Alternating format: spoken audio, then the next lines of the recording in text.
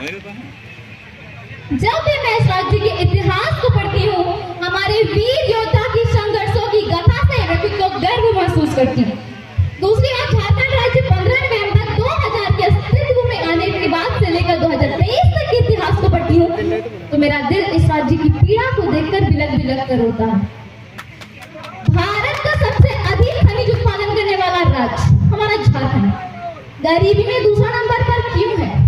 हमारा राज्य पूरे देश को लोहा, तांबा, यूरेनियम, बॉक्साइड, ग्रेफाइट, कोयला तथा सबसे उच्च कोटि के मास्कोफाइड अपरक देता है, जिनकी मांग आज पूरे देश में ही नहीं बल्कि पूरे विश्व में। फिर भी हमारा राज्य गरीबी में दूसरा नंबर पर क्यों है? मैं बताती हूँ। इसका सबसे बड़ा और सबसे मुख्य कारण है तो वो है इस राज्य की शासन व्यवस्था गलत लोगों के हाथ में होना। भारत का शायद ही कोई ऐसा राज्य होगा जहां 11 बार सरकार बदली, 3 बार राष्ट्रपति शासन लागू हुआ और 6 बार अलग अलग मुख्यमंत्री बना। और एक आश्चर्य की बात बता दूं मैं आप सबको कि हमारे राज्य में एक निर्दलीय मुख्यमंत्री भी बना और वो है सबसे बड़ा घोटालेबाज। जी हाँ, झारखंड का पहला और भारत का तीसरा निर्दलीय मुख्यमंत्री श्री मधु कोड़ा जी। उन्होंने अपने शासन काल में 34,000 करोड़ का घोटाला किया। जरा ध्यान से सुनिएगा, मधु कोड़ा जी ने अपने शासन काल में 34,000 करोड़ का घोटाला किया, जिससे मतलब जितना हम सोच भी नहीं सकते। या यूं कहे, इस सामने जो हमारे गिरवा पहाड़ देख रहे हैं ना, उस 34,000 करोड़ से हम इस पूरे पहाड़ को ढक सकते थे। और इतना ही नहीं, 4 करोड़ की रिश्वत देने का इस पर जुर्म भी सिद्ध हुआ। पता चलने पर 144 करोड़ की संपत्ति जब्त हो गई। और हंसी तो तब आती है जब दिसंबर 2017 में इन्हें दोषी ठहराया गया और मात्र 3 साल की जेल की सजा और 25 लाख का जुर्माना दिया गया। जरा ध्यान से सुनिएगा, जहां इन्होंने 34,000 करोड़ का घोटाला किया जिससे हम इस पूरे पहाड़ को ढक सकते थे, वहां केवल उन्होंने 25 लाख दिया। जो हमारे विक्रम भैया दिख रहे हैं ना, इनके दोनों जेब में पॉकेट में जाएंगे 25 लाख रुपए। तो आप हमें बताइए कि ऐसा में कौन सा नेता घोटाला नहीं करना चाहेगा?